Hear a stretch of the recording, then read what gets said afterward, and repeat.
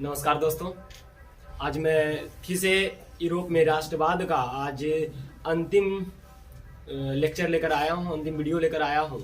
इसके बाद आपका इस चैप्टर से यूरोप में राष्ट्रवाद से जो भी क्वेश्चन पूछने की संभावना था, सारा मैं क्वेश्चन आज समाप्त कर दूंगा। इससे पहले भी मैं 2-3 वीडियो यूरोप में राष्ट्रवाद से पढ़ा चुका हूँ आप लोगों को, तो आप लोग हल्का सा ध्यान दीजिएगा। आज का क्लास बहुत इंपॉर्टेंट क्लास होने जा रहा है, जैसा कि मैं बोर्ड पर ही लिख दिया हूँ, है ना। हिस्ट्री क्लास 10 वीवीआई क्वेश्चन, ठीक है। और ये सारे क्वेश्चन लगभग 2 नंबर का पूछा जाएगा, क्योंकि जितने भी उत्तरीय क्वेश्चन होंगे इस चैप्टर से जो भी बनता था मैं बता चुका हूँ, ठीक है। तो आप हमसे जुड़े रहें, मैं सारा सब्जेक्ट का कोशिश करूंगा एवरीडे आपको वीडियो उपलब्ध कराता रहूं, ठीक है। तो आप हमसे जुड़े रहिएगा। आप जाइए हमारा यानी यूट्यूब पर जाइए, आर क्लासेस सर्च कीजिए, ठीक है। वहां पर आप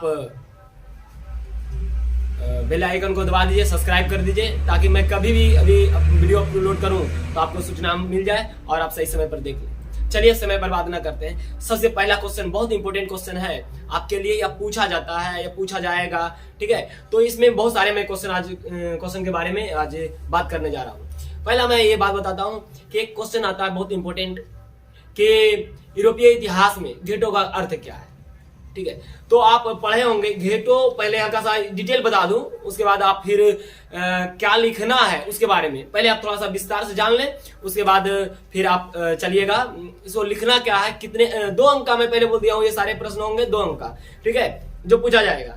तो मैं पहले थोड़ा सा विस्तार बता देता हूं, उसके बाद देखो होता क्या है कि यूरोपीय इतिहास में घेटो का अर्थ क्या होता है।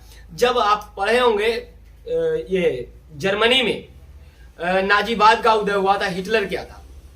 तो जब नाजीवाद का उदय हुआ था तो उन्होंने अपना उसका कार्य किया था, अपना कार्य उसकी थी, उसमें एक था प्रजातीय विभेद की नीति, ठीक है। प्रजातीय विभेद की नीति, उसमें क्या किया था, उन्होंने यहूदियों पर घोर अत्याचार किया था, ठीक है। जितना यहूदी, ये सब एग्जाम में लिखना नहीं है, आपको पहले समझ जाइए घेटो क्या है। मैं घेटो को समझाने के अर्थ में मैं फिर समझा दूंगा, ठीक है। तो हुआ क्या था, जितना भी यहूदी था उस पर भीषण अत्याचार किया था हिटलर ने, जब तानाशाह बन बैठा था तब, ठीक है। उसके बाद जितना यहूदी शिक्षक थे सबको नौकरी से बेदखल कर दिया, जितने विद्यार्थी थे यहूदी से जो मतलब बिलोंग्स करते थे उसको हटा दिया गया, जितने वकील थे जो यहूदी परिवार से, यहूदी जाति से थे, उसको वकालत करने की अनुमति नहीं दिया गया। मतलब यहूदी के चारों तरफ से उन्होंने क्या किया, परेशान किया। चाहे यहूदी के क्षेत्र में जो भी हो, सिपाही हो, नौकरी पेशा वाला हो, जो भी हो, सबको मार छाट एकदम, मतलब सबको क्या कर दिया, बेदखल कर दिया। आप यहूदी नीति पढ़िएगा, ठीक है। 10 क्लास में नहीं दिया हुआ, लेकिन मैं बता दिया घेटों का कार्य क्या होता है। तो वो लोग यहूदी क्या किया, जब ये अत्याचार कर रहा था तो वह जाकर दूसरा जगह क्या किया, शरण ले लिया, और आपस में वही जो क्षेत्र बना जहां रहने लगा यहूदी लोग, वही जो जगह का लाया घेटों का लाया, ठीक है। अर्थात आप कह सकते हैं घेटों का अर्थ हुआ सर एक समाज में रहने वाला समान जाति, समान धर्म, समान रीति रिवाज के लोग का, है ना, का अर्थ है घेटो, ठीक है। ये घेटो का ऐसे मतलब घेटो का उत्पत्ति ऐसे हुआ था, घेटो जाति का, ठीक है, घेटो शब्द का। तो आप लिखेंगे सर एग्जाम में क्या, तो आप एग्जाम में लिखिएगा कि क्वेश्चन यही रहेगा, आपको घेटो समझ में आया क्या, आप लोगों को समझ आ गया है ना, समझ आ गया ना, चलो ठीक है। तो घेटो का अर्थ क्या है आप समझिएगा, आप लिख लीजिएगा अभी, ठीक है। अभी जो बच्चे हैं तो वीडियो को क्या करना है, हल्का हल्का रोक कर फिर आगे बढ़कर लिखना है, ठीक है। अब एग्जाम में क्या लिखना आप ये लिखिएगा कि घेटो शब्द का व्यवहार मूलतः मध्यकालीन यूरोपीय देशों में यहूदी बस्ती के लिए प्रयोग किया जाता था। क्या लिखिएगा, घेटो शब्द का व्यवहार या प्रयोग मूलतः मध्यकालीन यूरोपीय इतिहास में यहूदी बस्ती के लिए प्रयोग किया जाता था, परंतु वर्तमान समय में धर्म, प्रजाति एवं समान पहचान दर्शाने वाली, है ना, भाव को बताता है। नहीं समझा?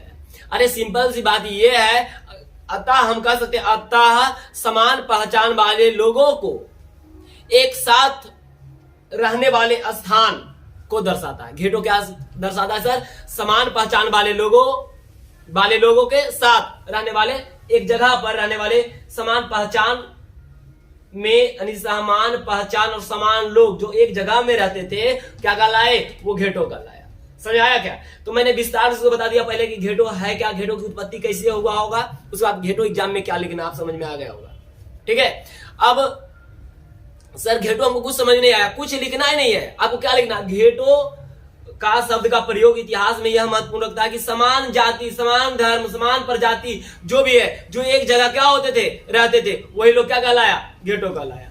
ठीक है, अब दूसरा महत्वपूर्ण क्वेश्चन आपके सामने आता है, एक और क्वेश्चन या इस तरह से पूछा जा सकता है। एक सवाल है कि बताइए जर्मनी के एकीकरण की क्या बाधाएं थी? तो मैं पिछले क्लास में भी बताया, कोशिश किया था बताने का, लेकिन आप यहां पर समझिएगा 2 नंबर का क्वेश्चन आ सकता है कि जर्मनी के एकीकरण की क्या बाधाएं हो सकती है।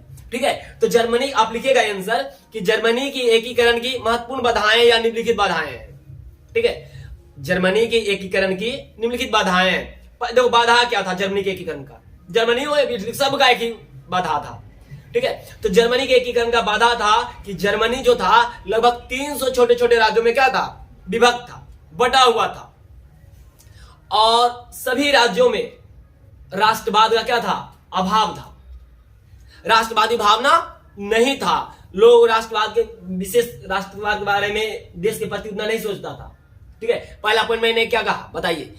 लगभग 300 छोटे छोटे राज्यों में विभक्त था। दूसरा, राष्ट्रवाद की भावना क्या था? अभाव था। और तीसरा कह सकते हैं सबसे बड़ा मेटरनिक प्रतिक्रियावादी, जो मेटरनिक के प्रतिक्रियावादी नीति, जो कि राष्ट्रवाद को कभी बढ़ने नहीं देना चाहता था। ठीक है, ये 3 सारे पॉइंट हुए। और आगे लिखना चाहते हो तो ये भी लिख सकते हो, ऑस्ट्रिया का हस्तक्षेप भी था, जो कि कभी भी एकीकरण नहीं होने देना चाहता था। समझ में आया? चलिए बोलिए मेरे साथ, जर्मनी के या जहां जर्मनी के एकीकरण क्या बाधाएं थी? तो जर्मनी के एकीकरण के बाधा, पहला बाधा कि जर्मनी लगभग 300 छोटे छोटे राज्यों में विभक्त था। दूसरा, राष्ट्रवाद का अभाव था, राष्ट्रवादी भावना क्या था? अभाव था। तीसरा कह सकते हैं मेटरनिक की प्रतिक्रियावादी नीति, और चौथा ऑस्ट्रिया के हस्तक्षेप। ये सारे क्या थे? जर्मनी के एकीकरण की बाधाएं थी। मुझे लगता है कि आप लोगों को समझ में आ गया होगा। ठीक है, आगे इसी तरह से एक और क्वेश्चन बनता है जो मैं भी समझा ही देता हूं। एक क्वेश्चन और, आज जितना मैं क्वेश्चन बता रहा हूं, आप इस वीडियो को 1 बार 2 बार जितना बार हो बाबू, आप रोकिएगा, लिखिएगा, जहां भुलाइएगा फिर से देखिएगा, लेकिन अपना ये कर लीजिएगा कंप्लीट। इससे पहले आप क्या पढ़े थे इतिहास में, क्या नहीं पढ़े थे, छूट गया था, बढ़ गया था, कोई कुछ नहीं मैं सुनना चाहता हूं। ठीक है, ये इतना होना चाहिए। ठीक है, आगे एक क्वेश्चन और मैं बताने जा रहा हूं आपको। ये जर्मनी के एकीकरण में ऑस्ट्रिया क्या भूमिका था? बस कुछ नहीं था। क्या लिखिएगा? कुछ नहीं था। लिखिएगा जर्मनी के एकीकरण में ऑस्ट्रिया का महत्वपूर्ण भूमिका था, या फिर इस प्रकार भूमिका था। तो क्या भूमिका था जर्मनी के एकीकरण में? ऑस्ट्रिया की भूमिका यही था कि जर्मनी का कभी एकीकरण नहीं होने देना चाहता था। कौन? ऑस्ट्रिया। सबसे बड़ा भूमिका कर सकते हो। नहीं, दूसरा भूमिका कर सकते हो कि जर्मनी को एक सूत्र में बांधने से क्या करता था? रोकता था। यह भूमिका ही हुआ ना, किसका? ऑस्ट्रिया का। ठीक है, और तो और दो, जर्मनी और इटली दोनों को बोल रहा हूं, राष्ट्रवाद की भावना को बढ़ने नहीं देता था। ऑस्ट्रिया राष्ट्रवादी भावना को बढ़ने नहीं देना चाहता था, और मेटरनिक निरंकुश को क्या करता था? बढ़ावा देता था। ठीक है, तो हमारा क्वेश्चन पूछता है पहले क्या कि जर्मनी और इटली के एकीकरण में ऑस्ट्रिया क्या भूमिका था? तो आप लिख सकते हैं। समझ में आया क्या कि इटली और जर्मनी के एकीकरण में ऑस्ट्रिया की महत्वपूर्ण भूमिका था। वह प्रत्यक्ष और अप्रत्यक्ष दोनों रूप से इटली और जर्मनी का एकीकरण नहीं होने देना चाहता था। अर्थात जब भी राष्ट्रवादी भावना पनपता था, वह उसको क्या करता था? दबा देता था, उसको क्या कर देता था? समाप्त कर देता था। ठीक है, बस एक सब तो लिखना है। 2 नंबर में क्या लिखिएगा? 3 लाइन, 2-3 लाइन बहुत हो गया। ठीक है, आगे इतना बात समझ में आया? आगे हम बढ़े। आगे ध्यान रखिएगा एक क्वेश्चन और कि 1848 की फ्रांसीसी क्रांति क्या कारण थे? देखिए मैं उत्तरीय में 1848 की क्रांति बता चुका हूं पिछले वीडियो में। ठीक है, तो आप यहां पर है 1848 की फ्रांसीसी क्रांति क्या कारण थे? आप लिखिएगा कि 1848 के फ्रांसीसी, अभी मत लिखो, 1848 के फ्रांसीसी क्रांति के निम्नलिखित कारण थे। ठीक है, 1848 के फ्रांसीसी के निम्नलिखित कारण थे। आप 2 नंबर में पूछेगा, 2-3 कारण दे दीजिए। ठीक है, हो जाएगा। तो बताते हैं क्या लिखना है। पहला लिखिएगा 1848 क्रांति का महत्वपूर्ण कारण था कि उस समय मध्यम वर्ग का उदय हो गया था। पहला कारण क्या लिखिएगा? मध्यम वर्ग का उदय। दूसरी बात, राजनीतिक दलों में संगठन का अभाव। जितने भी उसमें राजनीतिक दल था, सब में कोई एक संगठन नहीं था, ये भी क्या हुआ 1848 के एक कारण बना। और आगे नीचे लिखोगे, और आगे समाजवाद का प्रसार, ठीक है, समाजवाद का क्या है प्रसार। ये भी समाजवाद जैसे जैसे बढ़ा, बुद्धिजीवी लोगों का उदय हुआ, बहुत सारे ये सब है, तो आप विशेष लिखिएगा नहीं। रोमन का पहला हम क्या लिखिएगा, मध्यम वर्ग का शासन पर प्रभाव, दूसरा राजनीतिक दलों में संगठन का अभाव, तीसरा समाजवाद का प्रसार, बस हो गया। और आगे लिखना चाहते हैं तो पॉइंट और लिख सकते हैं कि लुई फिलिप की नीति में असफलता। लुई फिलिप, आप पिछले क्लास में बताया, लुई फिलिप क्या था, एक कहो कि निरंकुश ही था, जनता पर कोई ध्यान नहीं देता। ये सब कारण थे 1848 के क्रांति के, जो कि मैं दीर्घोत्तरीय में लिखना होगा, मैं वो भी बता चुका हूं पिछले वीडियो में, ठीक है। अब ध्यान दीजिए, एक महत्वपूर्ण, सबसे महत्वपूर्ण ये बात है। पिछले बार 2021 में एक क्वेश्चन पूछा गया था, वियना सम्मेलन के कारण या उपलब्धियां, कारण था शायद, ठीक है। इस बार है वियना, तो इसी पर हो सके इस बार पूछे तो वियना कांग्रेस की उपलब्धियां, ठीक है।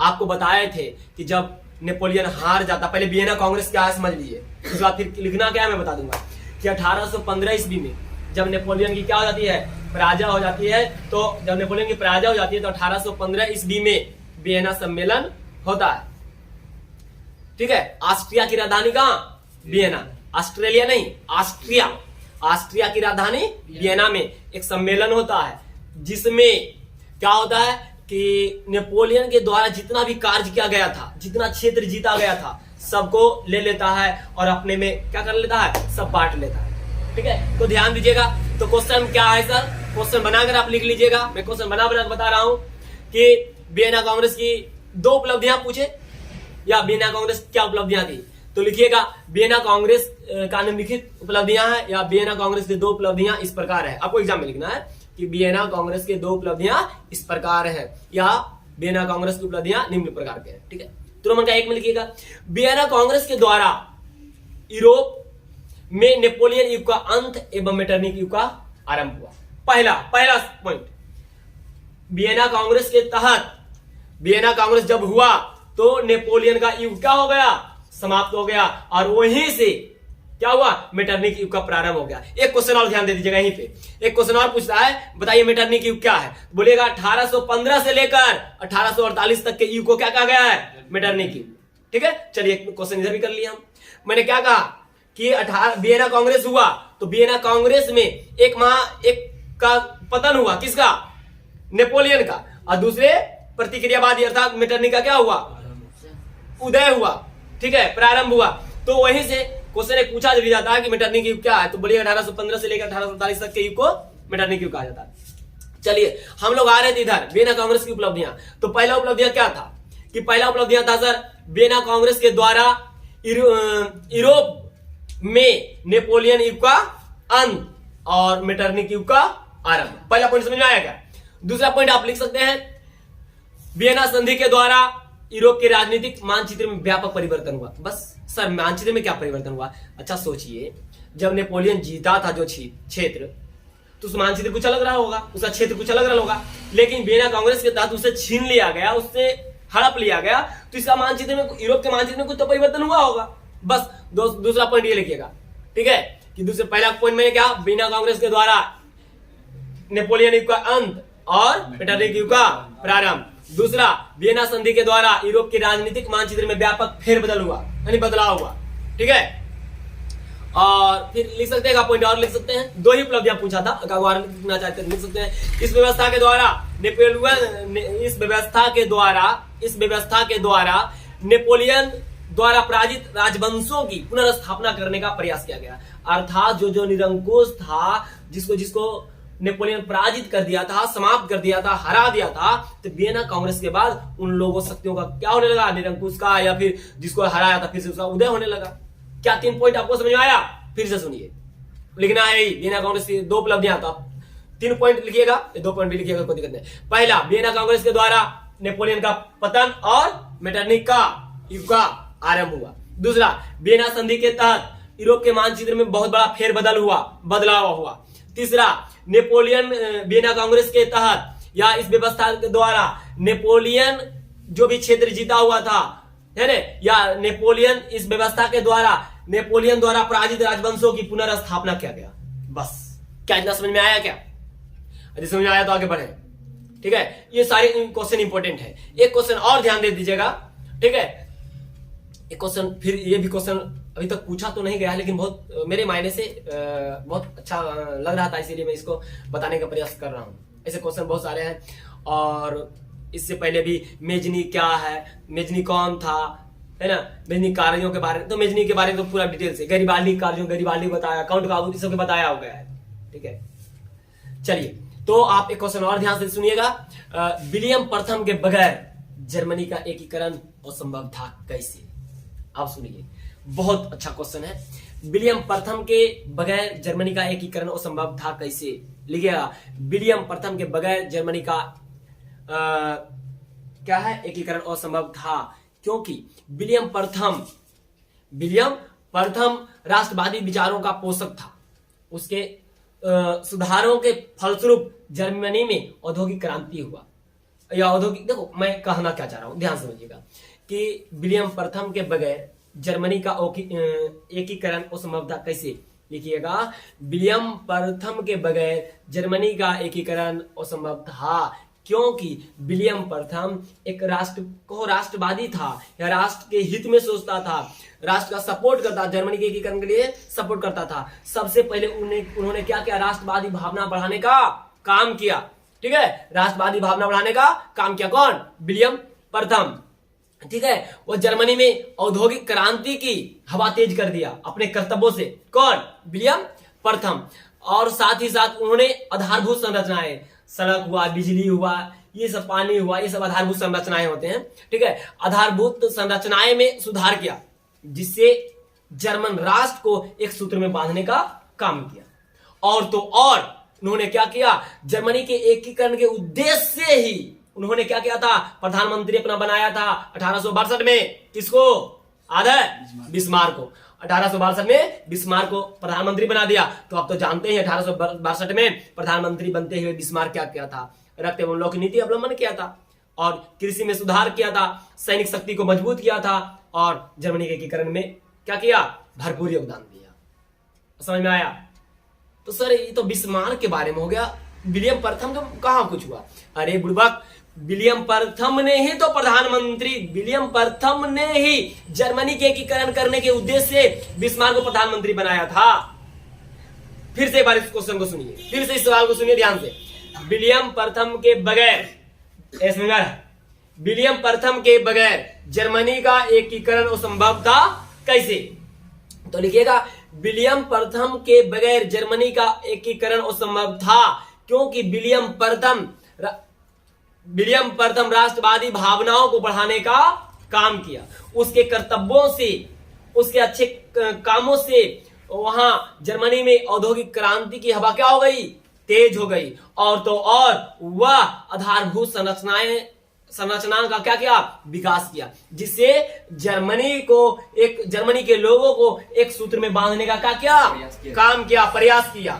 ठीक है, और 1862 ईस्वी में जर्मनी के एकीकरण के उद्देश्य से ही 1862 ईस्वी में उसने क्या किया था, बिस्मार्क को अपना प्रधानमंत्री बना दिया था। और जब बिस्मार्क अपना प्रधानमंत्री बनता है तो क्या करता है, रक्त एवं लौह की नीति के द्वारा जर्मनी का एकीकरण संभव करता है, जो कि बिस्मार्क के बारे में आप लोगों को पढ़ा दिया हूं।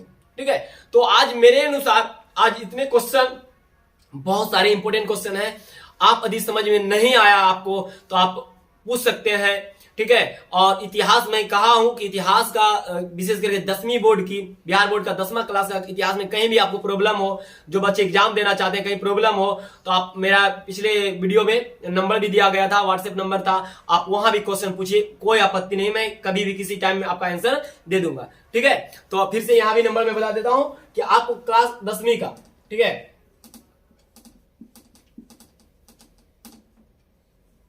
यही हमारा नंबर है, व्हाट्सएप नंबर है। ठीक है, आप सर्च कीजिएगा, या फिर आप पहले हमारा सारा वीडियो देख लीजिएगा। यदि कोई प्रॉब्लम होता है, आप 10वीं की तैयारी कर रहे हैं, बढ़िया कहीं से प्रॉब्लम है, आप इस व्हाट्सएप नंबर पर क्या कीजिए, जुड़ जाइए और प्रश्न पूछिएगा, मैं कभी भी इसका आंसर है दे दूंगा। ठीक है, तो आज इतना ही, फिर मिलते हैं। अब इस चैप्टर को आज हम समाप्ति कर डाले, नेक्स्ट में हो सके बायोलॉजी का हम आपको जो इंपॉर्टेंट क्वेश्चन है सारा बायोलॉजी का क्लास लेकर आए, या तो फिर हिंदी का लेकर आए, या फिर इतिहास का ही अगला चैप्टर हम लेकर आएंगे। ठीक है, तब तक के लिए धन्यवाद। मिलते हैं कल। वीडियो अच्छा लगता है तो लाइक, शेयर और सब्सक्राइब जरूर करें। शेयर करना ना भूलिएगा, क्योंकि हमारा उद्देश्य ये है, मैं उस घर में शिक्षा का दीप, उस समाज में शिक्षा का दीप जलाने चला हूं जहां सदियों से क्या है, शिक्षा नहीं मिल रहा है, आधा सदियों से अंधेरा है। मैं उस समाज में शिक्षा का दीप जलाने चला हूं जहां सदियों से अंधेरा है। तो आप हमारी मदद करें, उन बच्चों को भी शिक्षा उपलब्ध हो, आप इसलिए ज्यादा शेयर करें। धन्यवाद। मिलते हैं नेक्स्ट क्लास में।